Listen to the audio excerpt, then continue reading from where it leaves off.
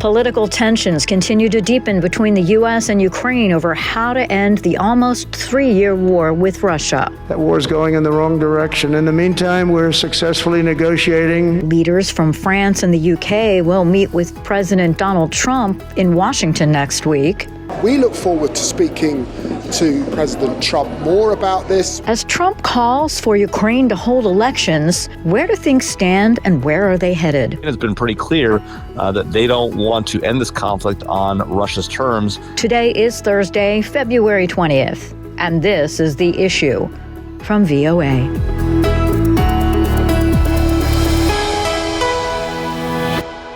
Hi, everyone. I'm Lori London. A dictator without elections. Zelensky better move fast or he's not going to have a country left. Got to move fast because that war is going in the wrong direction. In the meantime, we're successfully negotiating an end to the war with Russia. President Donald Trump Wednesday evening warned that Ukraine's president needed to hold elections and quickly negotiate an end to the war with Russia or risk not having a nation to lead. He was elected. He's the elected leader of Ukraine, and he's done what Winston Churchill did in Britain in the Second World War, suspended elections while at war. And our job is to stand with the Ukrainians, support the Ukrainians. British Foreign Minister David Lammy on Thursday, speaking to reporters at the G20 summit in South Africa, said he saw no appetite from Russia for peace with Ukraine after listening to his Russian counterpart, Sergei Lavrov, talk at a closed-door meeting. Peace could be achieved by leaving Ukraine tomorrow, just going. And letting people get on with their lives and letting them have their sovereignty. The U.S. Special Envoy to Ukraine and Russia, retired Lieutenant General Keith Kellogg's visit to Kyiv this week coincided with the recent feuding. He and Zelenskyy's previously scheduled joint comments to the media following their meetings were canceled. And in Washington, U.S. National Security Advisor Mike Waltz Thursday addressed the issue to reporters. President Trump is obviously very frustrated right now with President Zelensky. The fact that he hasn't come to the table, that he hasn't been willing to take this opportunity that we have offered. I think he eventually will get to that point, and I hope so very quickly. Also Thursday, Vice President J.D. Vance, speaking at an annual meeting of the 2025 Conservative Political Action Conference, touted Trump's ability to bring the war to an end. He, of course, is a very good negotiator, a very good businessman. He recognizes that a lot of these issues are tough. It's going to take a smart statesman to figure this stuff out, but we've got that in the White House, and I really believe that we're on the cusp of peace in Europe for the first time in 3 years because we have leadership from the Oval Office, and we haven't had it in 4 years in this country. Amid the European concerns, Trump will be hosting meetings next week with French President Emmanuel Macron and British Prime Minister Keir Starmer. Joining us now for analysis on the growing rift is Jamil Jaffer, founder and president of the National Security Institute. Given all of the things that we've been seeing in the last 24 to 48 hours, it seems like the relationship between the U.S. and Ukraine is taking a sharp turn. It seems like it's deteriorating, and now there's sort of a war of words between President Trump and Zelensky. What is your initial reaction to where this appears to be going? Well, look, obviously we know who the aggressor in this war was. It was Russia, which invaded Ukraine the first time in 2014 and took Crimea. The Obama administration did nothing about it effectively.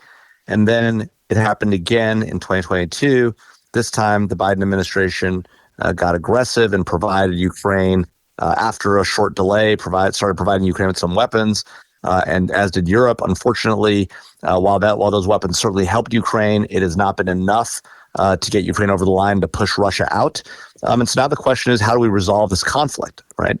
And President Donald Trump has taken the position essentially that Ukraine is at fault for this conflict, which is clearly not accurate. And he clearly has a personal beef with President Zelensky, whether irrelevant who started it, but it's clear that they're not getting along. And President Trump has now been calling Zelensky out on social media. Zelensky's done the same. This is not likely to be an effective way for Ukraine to get its territory back from Russia that Russia is currently occupying, about 20% of Ukraine. And that's going to be a real challenge because Ukraine has been pretty clear that they don't want to end this conflict on Russia's terms. And Russia, I think, would be happy to take the 20% of Ukraine they've taken, keep that, including Crimea, which they took in 2014. We've heard from Defense Secretary Pete Hegseth that it will be very unlikely for Ukraine to get back the territory that has been taken from it. The U.S. met with Russian high-level officials. And of course, this week we've talked a lot about the fact that Ukraine and Europe were on the sidelines for all of this. Can a deal be struck without all of these entities? Well, look, I think certainly the United States being the single largest backer of the Ukrainian effort against Russia, the U.S. has a lot of ability to change the terms or dictate at some level the terms. Ukraine has to be at the table because at the end of the day, it's territory its territory that's been invaded, and Russia has to be at the table. Whether the Europeans are or not, they're certainly an important part of this. They should be. But could the U.S. Get a framework deal in place with Russia? I think they probably could. But here's the challenge, right? I think the real fundamental challenge is this question of how much territory of Ukraine's it is going to get back. What's clear to I think what's clear to the world is Ukraine should get back, including what Russia took from it in 2014 in Crimea. I think what's clear to everybody is that the 2014 take of Crimea is probably not at play in this negotiation. In fact, as Pete Hegseth said at the Munich Security Conference last week, or in the lead up to it, the likely scenario is that what we're negotiating about is the 2022 borders. To the extent that Ukraine does get back all of that 2020 territory, I think it's probably a deal that Ukraine is likely to do. But we're not in time about that right now because right now it appears that President Trump is taking the point of view that the right thing to do is pressure Zelensky, not pressure Russia, which was the aggressor in this war. Certainly, this is a stark change from how the U.S. has thought of this war and its policies regarding this war. Why do you think he would say that Zelensky started the war in his own country? Well, look, there was a claim by Russia from the beginning of this conflict that Ukraine was not doing right by its Russian-speaking citizens in that eastern part of Ukraine. And so the claim was that parts of Ukraine had seceded, had asked to become part of Russia. Russia had agreed, and as a result, it was simply defending now its own territory for a part of a country that had seceded, and that was sort of the Russian position. The United States and the majority of the world, including all of Europe, did not accept that and supported Ukraine in defending its rights on its own territory. But look, during this past election, President Trump was very clear that he thought the war should end. That, in fact, he said the war would come to an end before he even took office if he was elected. That obviously not happened. And his position was also very clear that he thought that the war should likely end on terms that were somewhat more favorable to Russia than clearly Europe thought and clearly the Biden administration thought. So everyone knew that going into the election. So in some ways, what's happening now should not come as a surprise. I think there were a lot of folks who had hopes that perhaps President Trump would put pressure on Russia to come to the table as well. But that was never really what we saw during the elections. And, I argued for that in a recent op-ed in The Hill. But look, at the end of the day, President Trump has been elected. He is going to decide on U.S. policy. And if he decides to simply pull support for Ukraine, that's likely to be the end of the war because it's unlikely that even if Europe did step up, which it's not likely to, but even if it did step up, it probably can't match all the supplies that Ukraine needs to fight and actually win this war. If tomorrow President Trump says U.S. support for Ukraine is done, we're not putting a single more penny in, we're not sending a single more weapon, right? Ukraine is not going to be able to hold on for very long, right? They will be able to fight for a while. They'll try to get supplies from other countries, but it's hard to imagine them holding off for a significant period of time without U.S. HIMARS, without U.S. ATACMS, without support for the F-16 fighters, the M1 Abrams tanks that we've given them. Now, it's possible that Europe could step up in a massive way, Europe has shown no sign of being willing to act. Even if they did, it's hard to see if they could match what the U.S. has put in so far. President Trump called Zelensky a dictator without elections and that he better move fast or he's not going to have a country, as I mentioned. It sounds like there's a big push for Zelensky by the U.S. to have an election before an end to the war. Well, look, Ukrainian law prohibits the holding of elections during martial law. Now, of course, President Zelensky at any time could withdraw the declaration of martial law and hold elections. And in fact, elections were scheduled for March 2024. Those have obviously, that date has obviously come and gone. So President Zelensky could choose to hold elections tomorrow if he wants to. Why do I think President Trump is actually putting pressure on Zelensky to hold elections? I think the assumption is that the Ukrainian public is tired of this war, that if they were given a chance to vote, they might vote Zelensky out, and somebody more amenable to making a deal with Russia, which Vladimir Zelensky clearly is not, might be elected. Now, the U.S. could be wrong about that. The White House could be wrong, and it could be that the Ukrainian people back Zelensky or back somebody even more aggressive who will not accept the Russian taking of any of its territory and demand that, in fact, Crimea come back as well. So we'd have to see, right? Calling for elections during a time of war is a bet on how the election will turn out. And look, other democratic nations have held elections during wars, so it's not unprecedented. Some have also staved off elections during wars. So, the record is mixed when it comes to elections in wartime. What we do know is that at least while martial law has been declared, the Ukrainian law today, as it stands, does not permit elections. So either the Ukrainian parliament would need to change its law, or President Zelensky would need to withdraw the current declaration of martial law, hold elections, and off we go. And we mentioned territory.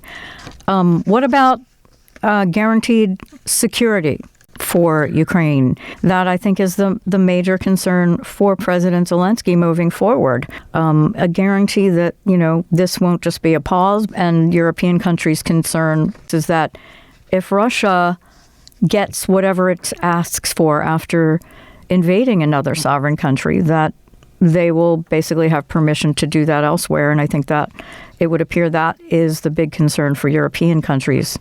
Well, look, we've seen the show of Russia invading countries around it time and time again, and we've seen it as recently as 2014, and then again in 2022 when they went into Crimea, took Crimea from Ukraine, and now have taken Donetsk and Luhansk and are seeking to keep even more territory this time around. So there is a precedent for Europe and Ukraine itself, but all of Europe to be concerned about Russian aggression in that region.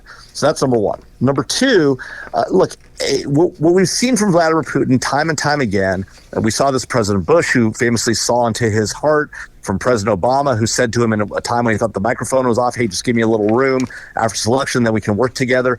Everyone who's tried to rely on Vladimir Putin's good graces, or that he's a good guy, or that he'll come around and Russia won't be aggressive, has all been proven wrong. So President Trump should learn a lesson from that and recognize that if he gives in or requires Ukraine, in this case, to give in to Vladimir Putin, he's not likely to do anything but simply use that as a time to rebuild his forces and go after more of Ukraine, potentially go after Poland. And if he does any of those things, and the United States remains in NATO, which it is today, although President Trump has suggested at times we might get out, that would require the U.S. to go in and fight on behalf of those countries because of Article 5 of the NATO treaty. So, look, I think it's a big mistake to assume that if you just give in to Putin here, everything will be fine, because that has not been the history of how Vladimir Putin and how Russia operates. Zelensky has suggested giving U.S. companies the right to extract valuable minerals in Ukraine in return for U.S. security guarantees, rejecting a U.S. proposal last week that would have seen Washington receiving 50% of Ukraine's critical minerals, including lithium, which is a key component in electric car batteries.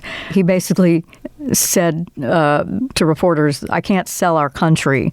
Do you think this is a very big part of what's happening here? Well, look, I mean, Ukraine can and should expect security guarantees from its friends and partners. The problem, of course, is those security guarantees have done it little in the past. Ukraine gave up its nuclear weapons, or at least the Russian nuclear weapons that were on its territory when the Soviet Union collapsed, in part because both Russia and the United States agreed to guarantee its territorial sovereignty and its territorial integrity. And of course, that was violated in 2014. Nobody did anything about it when Russia invaded Ukraine the first time, and it failed again in 2022. So I'm sure that President Zelenskyy rightfully is looking for stronger security guarantees and is willing to make a deal, whether it's on critical minerals or something else, to have that happen. That being said, if I were the Ukrainians, I'd be very skeptical of anybody's security guarantees, particularly the United States, because we didn't back them the first time. We've backed them in a very limited way, in a way that hasn't allowed them to win the second time. And so, it's a bad message to the Ukrainians. It's a bad message to our other friends and partners of the region. And Europe needs to step up and do its part too. It shouldn't just be the United States providing security guarantees. Europe's got to do it. And that means Europe's got to come together and really demonstrate that they can fight and win together, something that they have shown a challenge in doing as well. Monday marks 3 years since the Russia invasion, the 3-year anniversary. There is a draft UN General Assembly resolution condemning Russia's aggression and backing Ukraine's territorial integrity. We are hearing that the U.S. will not co-sponsor this UN motion backing Ukraine. Would you say that pretty much sums up the shift in policy for where the U.S. is right now? I mean, I think it's a pretty clear shift in U.S. policy, but it was one that we knew was likely to come elections, and given President Trump's position both prior to and during the election cycle. And so I don't think it's a surprising turn. I think nobody should be surprised at this change in U.S. policy. It's obviously, policy that's different than historical U.S. policy, not just in the Biden administration, but for decades going forward. Let's be candid. In the Obama administration, even our policy was Ukraine's territorial integrity should be respected, and that we'll stand by it and we'll defend it and we'll co-sponsor UN resolutions about it. We didn't actually do anything about it. And let's be honest about the Biden administration. They did a lot about it, spent a lot of money, but never did enough, never gave Ukraine enough to actually win this war. And so nobody should be surprised that we're here now, 3 years in, and people are getting tired of this war. Right? At the end of the day, if you want to win a war, you've got to be willing to put the supplies and sometimes the personnel in to win that war. The United States and our European allies have never really been willing to do that. And so as a result, we've seen a lot of dead Ukrainians, unfortunately, fighting for their own country. And now this war is likely to end on terms that are not favorable to them. They're going to lose more of their territory. And all that's going to do is embolden Vladimir Putin, which is a bad outcome for everybody. Jamil Jaffer, president and founder of the National Security Institute, thank you so much for talking to us. You've been listening to The Issue from the Voice of America. On behalf of Scott Walterman and all of us here at VOA, thanks so much for joining us. For more news throughout the week, 24 hours a day, check out our website at voanews.com. In Washington, I'm Lori London.